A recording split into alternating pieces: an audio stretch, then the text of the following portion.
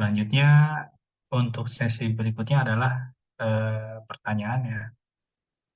Untuk pertanyaan saya bisa dibantu Mas Ya, Fikri betul. untuk merangkum beberapa pertanyaan, Mas. Baik, terima kasih banyak Mas Dion atas materinya. Teman-teman, ini sudah ada yang bertanya. Tadi kita sudah mendengar terkait teknik penceritaan dari Mas Dion, bagaimana cara membuat cerita yang menarik minat pembaca. Oke, jadi untuk teman-teman yang ingin bertanya bisa langsung menulis di kolom komentar atau bisa langsung raise hand, mengangkat tangannya, fitur angkat tangan. Nanti bisa langsung bertanya kepada Mas Dion. Yang pertama Mas Dion ada pertanyaan dari Kang Acep. Kang Acep, silakan ingin bertanya langsung. Ya, Silakan. menanyakan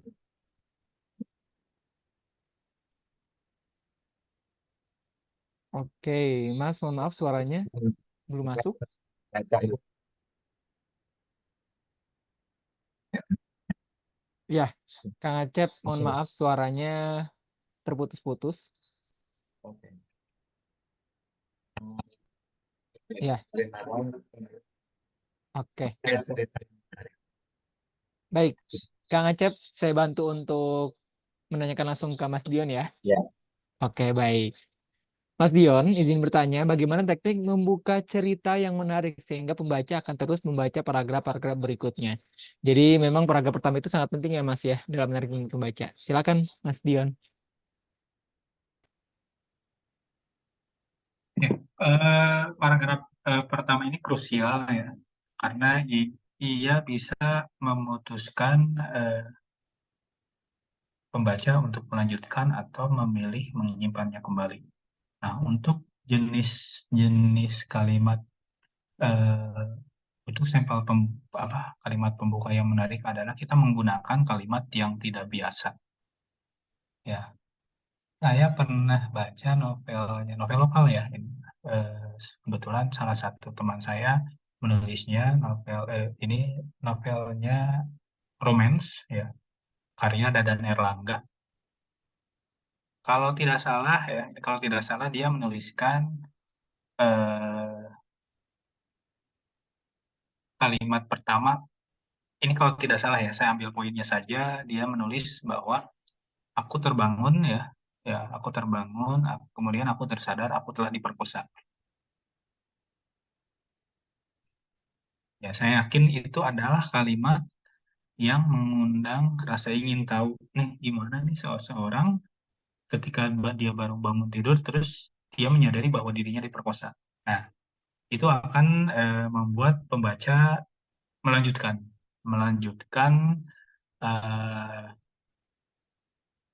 bacaannya, apakah dia ingin mengetahui lebih lanjut bagaimana dia bisa tahu dia diperkosa, terus siapa orang-orang yang terlibat dalam pemerkosaan tersebut. Kurang lebih begitu sih, Mas, untuk kalimat pertama ya. Teman-teman bisa membuat kalimat pertama lainnya ya. Dan beberapa penulis akan dipusingkan oleh kalimat pertama ini karena ketika kita setelah menyelesaikan naskahnya, kita kembali dibebani dengan bagaimana cara membuat kalimat pertama yang menarik. Oke, terima kasih banyak Mas Dion. Tapi Mas Dion saya mau bertanya nih Mas, mewakili peserta yang lain. Kan Ya, memang kalau di paragraf itu kita paragraf ya, terima pertama kasih. khususnya gitu ya. Paragraf pertama itu harus menarik minat pembaca lebih awal supaya bisa terus membaca paragraf selanjutnya. Kira-kira ada struktur tersendiri gak sih Mas kayak kalimat pertama itu seperti apa, kalimat kedua seperti apa dalam satu paragraf awal? Ya, seperti yang saya bilang tadi, Mas, untuk membuat kalimat pertama, kita harus, kalau dalam teknik konten atau dari yang lain itu, kita harus membuat hook ya, kalau tidak salah hook ya. Nah, ketika kita Betul. menyampaikan kalimat pertama yang menendang tadi, pada kalimat berikutnya, kita tidak selalu harus memberikan jawaban secara rinci. Kita akan memulai dengan eh, bagaimana cerita itu bisa dimulai melewati dari mana. Kenapa? Misal tadi sampel ya, saya mengambil sampel novel teman saya, dia memulai cerita di awal bagaimana dia bisa terbangun dalam keadaan dia mengetahui telah diperkosa. Dia akan mulanya dia mengikuti, misalkan dia mengikuti ada undangan pesta, kemudian ya, jadi uraiannya tidak harus selalu apa penjelasannya tidak harus langsung disampaikan di bab pertama itu. Oke, jadi memang ada apa ya? Ada hal yang disembunyikan terlebih dahulu ya, Mas ya, Ya, supaya ya. pembaca mencari tahu apa sih kelanjutan dari kalimat ini gitu di bab berapa dan segala macam. Seperti itu. Oke, ada lagi teman-teman yang mau bertanya? Silakan bisa langsung raise hand dengan fitur raise hand yang ada di Zoom masing-masing dan juga bisa langsung menuliskan di kolom komentar.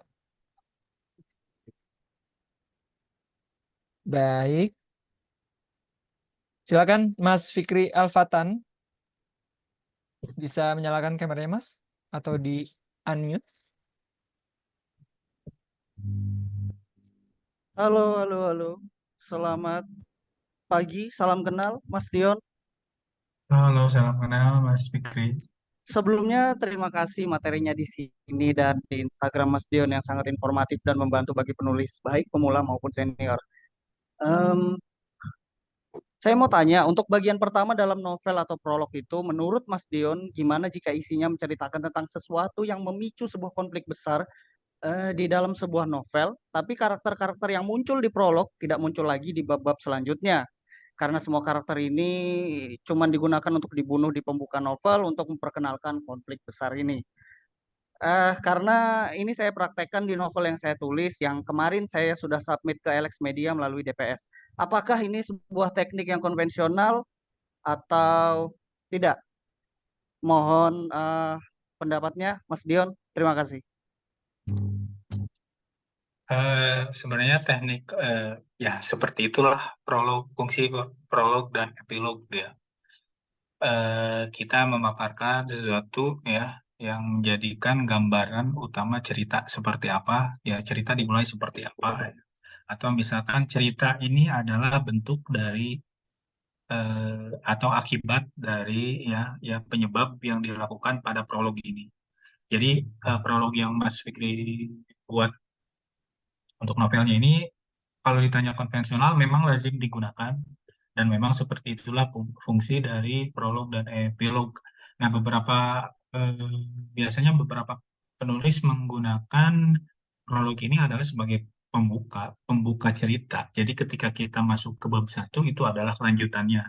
Ya, sebenarnya tidak seperti itu, tetapi prolog ini adalah beberapa paragraf ya, salah satu dari kesatuan membuka cerita dengan menarik ya. Salah satunya dengan hook tadi mungkin untuk kemudian pembaca tertarik. Sebenarnya yang disajikan prolog ini lebih ke banyak teka-teki atau gambaran eh, secara gambaran yang masih tersembunyi ya Mas.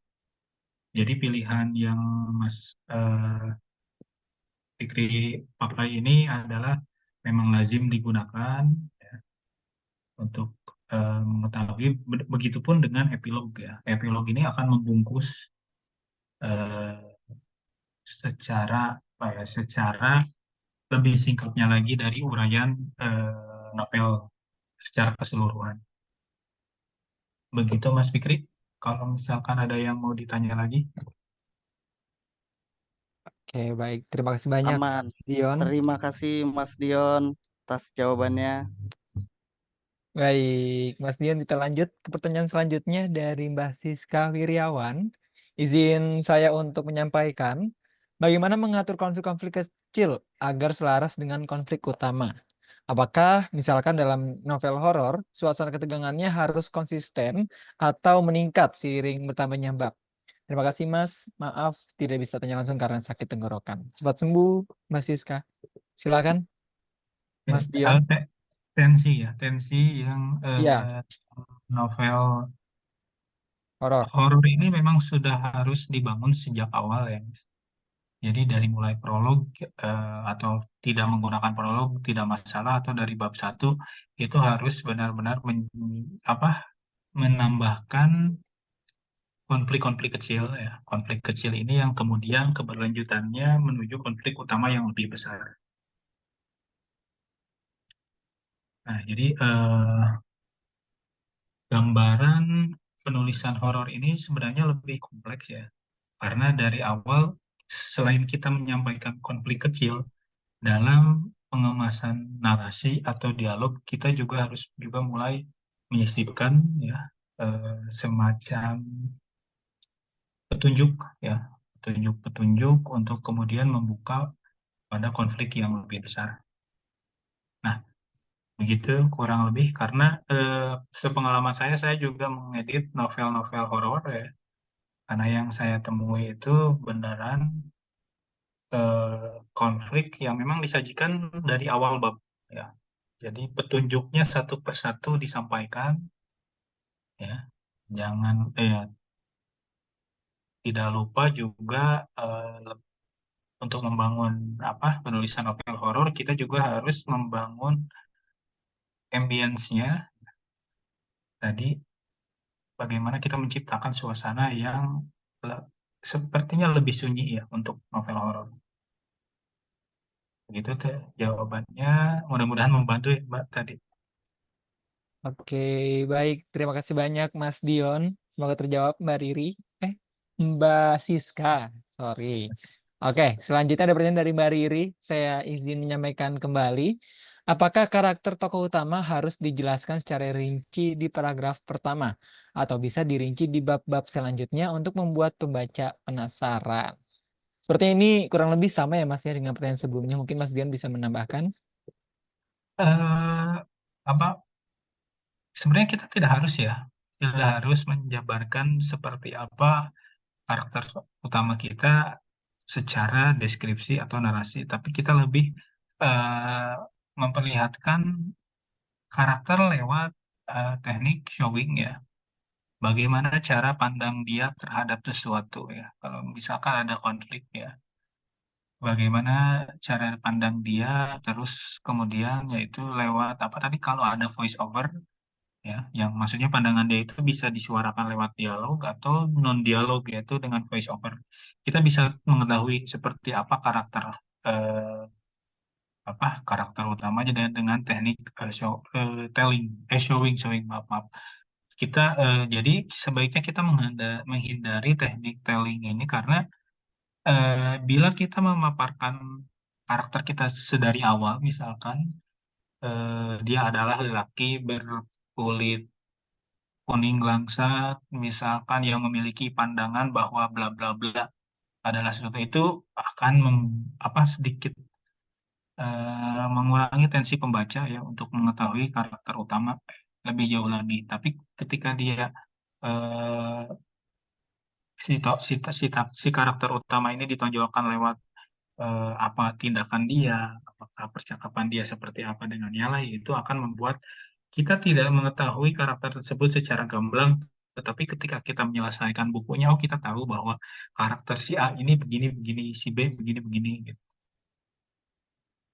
Tapi mungkin gambaran sedikitnya mengenai karakter secara fisik bisa bisa, tetapi itu bisa kita sampaikan tidak secara langsung ya menumpuk. Nah, misalkan kita bisa menyampaikannya lewat dialog tag atau misalkan ya dengan gerakan, dengan gestur, misal dia menyugar rambut ikalnya. Ya, itu salah satu bentuk gambaran dari si karakter. Itu jawabannya, semoga membantu ya. Baik. Terima kasih banyak Mas Dion. Mas, kita ada satu pertanyaan lagi dari Mas Kartika Eka. Silakan Mas Kartika, mau menyampaikan langsung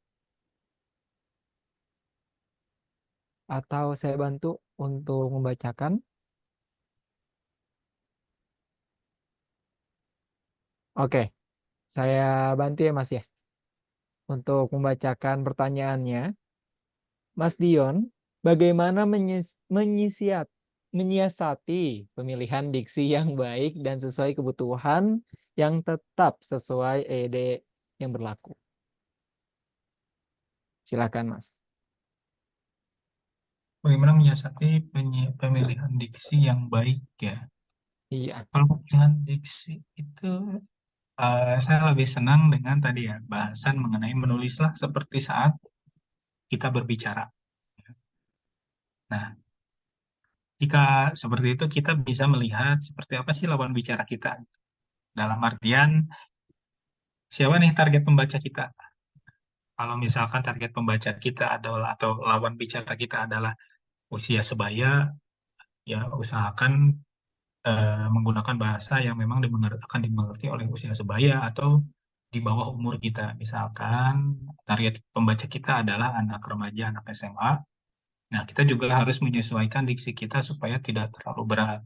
Ya, penggunaan kata-kata sebenarnya untuk sekarang ya, untuk penggunaan kata atau istilah gaul itu sekarang sudah lazim digunakan ya. Maksudnya sudah diserap ya ke dalam bahasa Indonesia, seperti contohnya baper. Baper itu ternyata sudah ada penjelasannya, sudah masuk KBBI ya. Jadi itu bisa digunakan langsung. Jadi untuk Mas tadi saya lupa yang bertanya. Mas Kartika. Ya, Mas Kartika, kita bisa melihat bagaimana penggunaan diksi kita itu bisa melihat dari target pembaca kita. Kita bisa menyesuaikannya dari sana. Oke, baik. Terima kasih banyak Mas Dion. Oke, terima kasih banyak teman-teman yang sudah bertanya pada sesi kelas terakhir kita pada hari ini. Dan untuk itu sesi pertanyaan akan saya tutup. Baik, Mas Dion, terima kasih banyak Mas sudah menyempatkan hadir dan memberikan ilmunya bermanfaat tentunya bagi para teman-teman dalam memperbaiki hasil karyanya nanti yang akan disubmit pada saat tanggal 26 Agustus. Mas Dion, untuk menutupi sesi kali ini ada yang mau disampaikan Mas? Dipersilahkan. Oh ya, terima kasih atas kesempatannya. Terus mohon maaf bila ada kata-kata yang maksudnya penjelasan saya yang tidak dapat dimengerti atau ternyata materi saya terlalu menumpuk melewati waktu. Saya ucapkan mohon maaf. Terus semoga sharing saya kali ini bisa sangat bermanfaat untuk perkembangan naskah teman-teman penulis ya.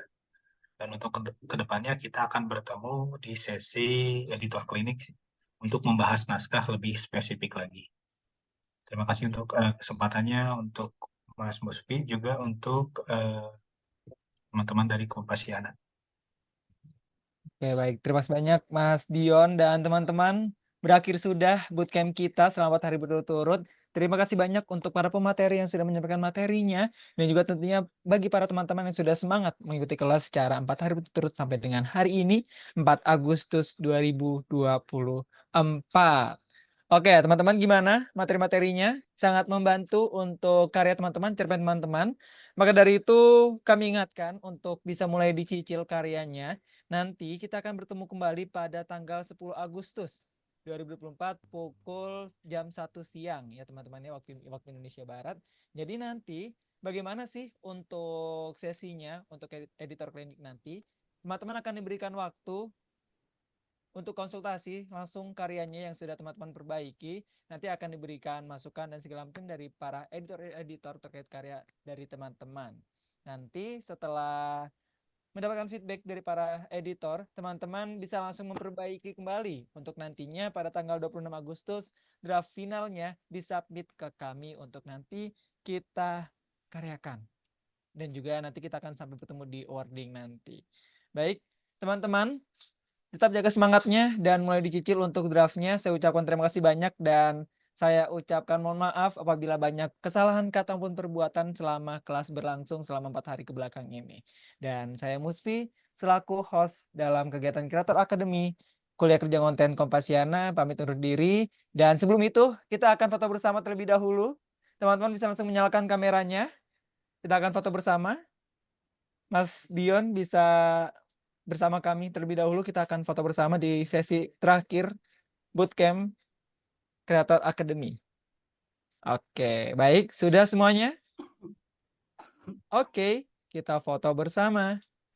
1, 2, dan 3. Lagi. 1, 2, dan 3.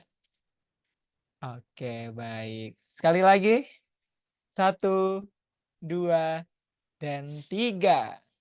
Baik teman-teman, sampai jumpa di minggu depan di Editor Klinik masih bersama saya Musfi. Saya Musfi selaku host pada acara hari ini. Pamit undur diri. Wassalamualaikum warahmatullahi wabarakatuh.